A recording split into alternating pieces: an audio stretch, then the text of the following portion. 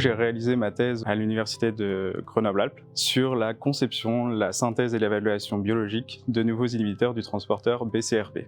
Aujourd'hui, je travaille à la valorisation de mes résultats de thèse afin de créer une start-up dans le domaine de la pharmacie. Le projet ChemRes, Chem pour Chemotherapy et Res pour Restore, vise à apporter une solution viable, durable et efficace contre les phénomènes de multirésistance qui apparaissent en chimiothérapie. Les décès qui ont lieu durant cette chimiothérapie, ça représente 90%. Aujourd'hui, dans ces phénomènes de multirésistance, il y a plusieurs mécanismes. On s'intéresse principalement à un seul des mécanismes qui est l'inhibition de la protéine BCRP.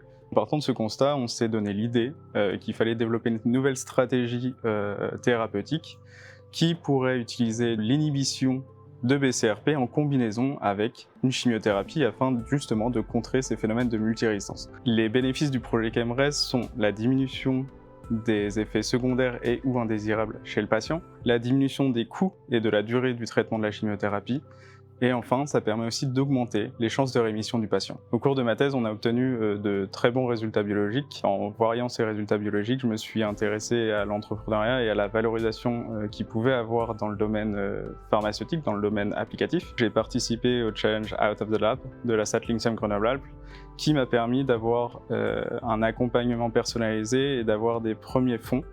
Et notamment, le Labex Arcane m'a permis d'avoir un financement des 6 premiers mois de prématuration. Lorsque l'on commence à faire cette valorisation des résultats, on passe sur le côté administratif et en fait, on jongle entre l'administratif, la finance, l'innovation. Et on a notamment 3 grands points où ça va être de la gestion de projet. Il va falloir suivre et finir les actions qui ont été engagées, qui ont été réalisées. Sur la partie finance, on a bien sûr un budget qui est alloué au projet, et du coup il faut s'y tenir. Et enfin, sur la partie innovation, sur la partie technologie, c'est le cœur du projet, hein. On a une technologie à développer, il faut s'y tenir, et il faut surtout faire de la veille scientifique, la veille bibliographique, pour pouvoir toujours avoir les dernières nouvelles sur ce qui a été fait.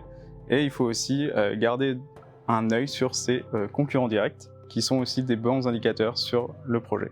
Si vous avez des résultats pendant votre thèse qui sont bons, qui sont valorisables, il ne faut surtout pas hésiter à en parler à des services de valorisation. Vous pouvez vous rapprocher des services de valorisation de l'Université Grenoble-Alpes ou, comme moi, de vous rapprocher de la Saatlik-SEM Grenoble-Alpes. C'est son cœur de métier de faire du transfert de technologie entre le milieu académique et privé. Et ça permet vraiment d'avoir un accompagnement qui est personnalisé et qui permet vraiment de donner une toute autre dimension à votre projet, de faire quelque chose de vos résultats, de passer d'un concept à vraiment un produit finalisable et commercialisable. Le projet ChemRes a été lauréat d'un concours national d'innovation, ePhD, qui permet d'avoir un accompagnement avec diverses formations, avec différents retours d'expérience de personnes qui ont déjà créé des startups. Ça permet aussi d'avoir cette reconnaissance des pairs sur le projet et sur le travail qui a été effectué jusqu'alors et qui reste à réaliser. Et enfin, ça permet d'avoir une visibilité pour le projet au niveau national, et c'est toujours un point positif à garder.